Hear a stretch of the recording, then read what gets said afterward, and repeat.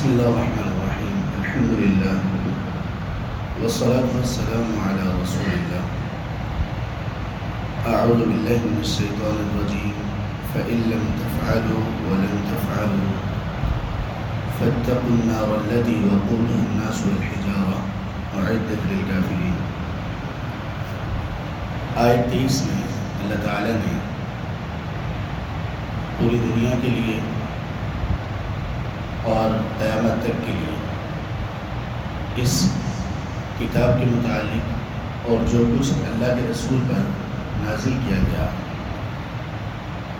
کتاب کی صورت میں یا حدیث کی صورت میں، اس کے متعلق چیلنج کیا کہ اگر کسی کو کسی بھی قسم کا کوئی شک ہے ان منزل من اللہ تعلیمات کے بارے میں، تو وہ کوئی ایسا کلام پیش کریں جیسا یہ کلام ہے، اور اس کی مقدار کم از کم کتنی رکھی؟ 1 سورہ، یعنی اکٹھی 3 آیات۔ اور اس سلسلے میں یہ بھی کہا گیا کہ تم لوگ ایسا کرو کہ جس کو اللہ کے سوا چاہتے ہو اپنا مددگار بھی بنا لو، اس سلسلے ان سے مدد حاصل کر لو۔ تمہارے پاس فصیح ترین شعراء موجود ہیں، زبان کو سمجھنے والے، زبان کی باریکیوں سے واقف اور آگاہ، یہ تمام لوگ تمہارے پاس ہیں، ان کو بھی اپنے ساتھ ملا دو، ان کو ایک صورت بنا کر دکھا۔ اور پھر یہ قیامت تک یہ چیلنج اپنی جگہ پر قائم رہا، اور جتنے بھی لوگ آئے انہوں نے کوشش تو کی، لیکن کوئی ایسا کلام پیش نہ کر سکا، نہ ہی قرآن جیسا اور نہ ہی حدیث جیسا۔ کچھ لوگوں نے قرآن کے نام پر کچھ چیزیں عربی زبان میں بنانے کی کوشش کی، لیکن وہ ایکسپوز ہو گئے، ان کی حقیقت کھل گئی اور وہ کامیاب نہیں ہو سکے۔ اسی طرح بہت سارے لوگوں نے حدیث بنانے کی بھی کوشش کی، حدیث گڑھنے کی کوشش کی، وہ بھی ایکسپوز ہو گئے، چل نہیں سکے۔ اللہ تعالیٰ نے یہ جو آیت آج ہم نے پڑھی ہے، آیت نمبر 24، اس میں اللہ تعالیٰ نے ایک اور پیشین گوئی کی، اور یہ پیشین گوئی بھی اللہ کی نازل کردہ تعلیمات کے متعلق ایک معجزہ ہے۔ وہ پیشین گوئی کیا ہے؟ فَإِن لَمْ تَفْعَلُوا، یہ جو چیلنج تمہیں کیا جا رہا ہے، اگر تم یہ نہ کر سکے، وَلَن تَفْعَلُوا، اور تم قطعاً نہیں کر سکو گے، کبھی بھی نہیں کر سکو۔ 1439 سال گزر چکے، بلکہ 1440واں سال بھی پورا ہونے والا ہے۔ یہ نبی صلی اللہ علیہ وسلم کی ہجرت سے یہ شروع ہوا۔ اس ہجرت سے پہلے آپ 13 سال مکہ کے لگا لیجیے، تو گویا 1450 سال ہو چکے ہیں، کوئی ایسا کلام پیش نہیں کر سکتا۔ کوششیں بہت سارے لوگوں نے کی، آج تک کرتے آ رہے ہیں، لیکن اللہ تعالیٰ کی کتنی واضح اس میں حقانیت اور دلیل ہے کہ اللہ نے فرمایا وَلَن تَفْعَلُوا، تم کبھی نہیں کر سکتے۔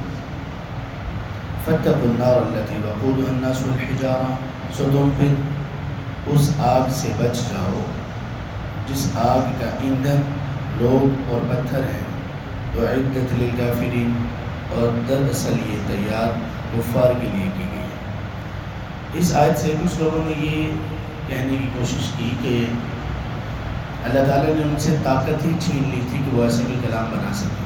نہیں، ایسی بات نہیں تھی، طاقت ان میں موجود تھی، لیکن اس کلام کی بڑائی اور اس کلام کی معجزانہ حیثیت ایسی ہے کہ باوجود طاقت اور کوشش کے کوئی بندہ ایسا کلام بنا نہیں سکا۔ تو اللہ تعالیٰ نے پھر فوراً آگ سے ڈرایا اور یہ کہا کہ یہ آگ کفار کے لیے تیار کی گئی ہے، اور اللہ کا جہنم کو تیار کرنا، آگ کو تیار کرنا، یہ اللہ کی رحمت ہے لوگوں پر۔ کہ جہنم کیسے رحمت ہو سکتی لوگوں پر؟ جہنم اللہ کی رحمت ایسے ہوتی ہے کہ اللہ تعالیٰ نے جہنم کو بنایا اور لوگوں کو خبردار کیا کہ دیکھو اس آگ سے تم نے اپنے آپ کو بچانا ہے، تو نتیجہ کیا نکلا کہ ہم لوگ اللہ کے قریب ہو جائیں گے۔ تو اللہ نے اپنے قرب کے لیے جو راستے ہمیں دکھائے، ان میں سے ایک راستہ یہ بھی ہے کہ تم لوگ خوف کے ذریعے سے اللہ کا قرب حاصل کرو۔ خوف کس بات کا ہوگا؟ جہنم کا خوف ہوگا، اللہ کی ناراضگی کا خوف ہوگا۔ اگر یہ خوف انسان کی زندگی سے نکال دیا جائے تو اکثر انسان وہ کبھی بھی راہ ہدایت پر نہیں رہ سکے، اور انسان کی زندگی میں انسان کو آگے بڑھانے کے لیے ہر جگہ پر یہ خوف انسان کی فطرت ہے، خوف انسان کی فطرت ہے۔ ایک بچہ ہے، وہ اسکول میں پڑھتا ہے، وہ فیل ہونے کے خوف سے محنت کرے گا یا اپنے ٹیچر کے خوف سے بھی محنت کرے گا۔ ایک آدمی ہے، وہ کسی جگہ پر جاب کرتا ہے، وہ وہاں چھٹی نہیں کرے گا یا وہاں کے قوانین کی خلاف ورزی نہیں کرے گا۔ کس وجہ سے؟ اس خوف کی وجہ سے کہ اگر میں نے ایسا کچھ کیا تو مجھے نکال دیا جائے گا۔ تو یہ خوف ایک انسانی فطرت کا حصہ ہے جس سے انسان بہت سارے کاموں کو کرنے پر آمادہ ہوتا ہے۔ تو اللہ تعالیٰ نے اس خوف کو ساتھ ساتھ دلایا کہ دیکھو، اگر تم اس کے باوجود کہ جب تم قرآن جیسی کوئی کتاب، اللہ کے کلام، اللہ کے نازل کردہ وحی جیسا کوئی کلام بنا نہیں سکتے ہو، تو پھر اس کلام پر عمل کرو۔ جو اللہ نے تمہیں کہا رسول پر تعلیمات نازل کرنے کے ذریعے سے، تو اس پر عمل کرو۔ اگر نہیں کرو گے تو دیکھو، ایک ایسی آگ سے ڈر جاؤ جس کا ایندھن لوگ اور پتھر ہوں گے۔ اس آگ کی شدت کا بیان ہے کہ وہ بھڑکائی کن سے جائے گی؟ لوگوں سے اور پتھروں سے۔ جب کفار کا تذکرہ ہوا تو اللہ تعالیٰ نے، اللہ کا یہ اسلوب ہے پورے قرآن میں کہ دونوں چیزوں کو ساتھ ساتھ رکھتے ہیں۔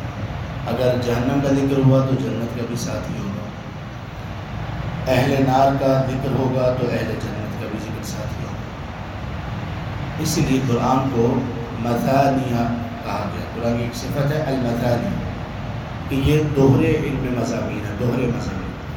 دوہرے مضامین کا مطلب یہ ہے کہ ایک جیسے، اگر جنت کا ذکر ہے تو جہنم کا ذکر ہے، مومنوں کا ذکر ہے تو کفار کا ذکر ہے، نیک لوگوں کا ذکر ہے تو بد لوگوں کا بھی ساتھ ہی ذکر ہے، تاکہ دونوں چیزیں اور دونوں صورتیں انسان کے سامنے آ جائیں۔ وَبَشِّرِ الَّذِينَ آمَنُوا، اور خوشخبری سنا دیجیے ان لوگوں کو جو ایمان لائے، وَعَمِلُوا الصَّالِحَاتِ، اور انہوں نے اچھے اعمال کیے، صالحات پر عمل کیا۔ ایمان سے یہاں پر مراد ہے وہ چیزیں جو دل کا اعتقاد ہونی چاہیے۔ اللہ پر ایمان، فرشتوں پر ایمان، کتابوں پر ایمان، رسولوں پر ایمان، آخرت پر ایمان، اچھی اور بری تقدیر پر ایمان، اور دیگر جتنی بھی ایمان کی چیزیں ہیں وہ سب۔ اور عمل صالح سے کیا مراد ہے کہ اس ایمان کے بعد اللہ تعالیٰ نے جو چیزیں ہمارے لیے مشروع قرار دی کہ زندگی میں یہ کرنا ہے اور یہ نہیں کرنا، ان کو بجا لانا۔ تو جس نے ایمان قبول کر لیا اور اس کے بعد عمل صالح بھی کیے تو کیا ہوگا؟ اس کا نتیجہ کیا ہے؟ ان لهم جنات تجری من تحتها الانہار، یقیناً ان کے لیے ایسی جنتیں ہیں جن کے نیچے سے نہریں بہتی ہیں۔ کلما رزقوا منها من ثمرہ، جب کبھی ان کو دیا جائے گا ان جنتوں میں سے کوئی بھی پھل رزق کے طور پر کھانے کے لیے کوئی بھی پھل دیا جائے گا، قالوا، تو وہ کہیں گے ھذا الذی رزقنا من قبل، یہ تو ہمیں پہلے بھی دیا جا چکا ہے۔ یعنی شکلیں جنت کے جو میوے ہوں گے، جو پھل ہوں گے، ان کی شکلیں دنیا کے فروٹس جیسی ہوں گی۔ انسان یہ سمجھے گا یہ تو دنیا میں بھی ہم کھاتے رہے۔ وَأُوتُوا بِهِ مُتَشَابِهًا، اور ان کو اسی طرح ملتے جلتے، دنیا کے ساتھ ملتے جلتے پھل دیے جائیں گے، لیکن جب وہ چکھیں گے تو تب ان کو پتہ چلے گا یہ تو کچھ اور ہی چیز ہے، اور ایسی چیز ہے، ایسی ان کی حقیقت ہے جو انسان اس دنیا میں رہ کر اس کا ادراک نہیں کر سکتا، اس کو سوچ بھی نہیں سکتا، تصور بھی نہیں کر سکتا۔ اتنی بڑی چیزیں، اتنی عمدہ چیزیں ہوں گی، جنت کی تمام نعمتیں، لیکن شکل و صورت اور نام یہ دنیا والے ہوں گے بہت ساری چیزوں۔ ان تمام چیزیں، کھانے پینے والی چیزوں کے علاوہ، وَلَهُمْ فِيهَا أَزْوَاجٌ مُطَهَّرَةٌ، ان کے لیے ان جنتوں میں پاکیزہ بیویاں ہوں گی، ایسی بیویاں جو پاک کی گئی ہیں۔ پاکیزہ بیویوں سے مراد کیا ہے؟ ایک تو جسمانی طور پر پاک ہوں گی، اس اعتبار سے کہ ان کو حیض اور نفاس وغیرہ کا معاملہ ان کے ساتھ نہیں ہوگا۔ جو چیزیں انسان کو ناپاک کرنے والی ہیں خواتین کو، وہ ان کے ساتھ نہیں ہوگی، اور پاکیزہ صورت ہوگی، انتہائی خوبصورت، اور اس اعتبار سے بھی پاکیزہ ہوں گی کہ ان کو کسی بھی انسان نے نہ چھوا ہوگا نہ دیکھا ہوگا۔ جس جنتی کو جو بیویاں جو حوریں ملیں گی وہ صرف اسی جنتی کے لیے ہوں گی، اس کو اس سے پہلے نہ کسی نے دیکھا ہوگا، نہ کسی نے چھوا ہوگا، نہ ہی ان کی خوبصورتی میں کوئی نقص ہوگا، نہ ان کی پاکیزگی میں کوئی نقص ہوگا، ہر اعتبار سے پاکیزہ۔ وَهُمْ فِيهَا خَالِدُونَ، اور ایک بہت بڑی نعمت جنت کی یہ ہوگی کہ اس میں ہمیشہ رہیں گے۔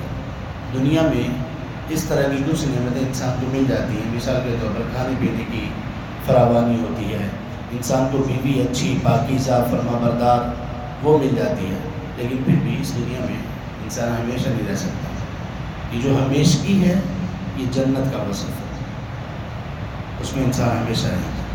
اللہ تبارک و تعالیٰ ہمیں اپنی رضا عطا فرمائے، اور اللہ ہمیں قرآن کو سمجھنے والا، قرآن کو پڑھنے والا، قرآن پر عمل کرنے والا بنائے، اور قرآن کو دنیا اور آخرت میں ہمارے لیے ہماری سفارش کا باعث بنائے، اور ہماری عزت اور ہماری درجات کی بلندی کا سبب بنائے۔ آمین یا رب العالمین۔ سبحانک اللہم و بحمدک، اشہد ان لا الہ الا انت، استغفرک و اتوب الیک۔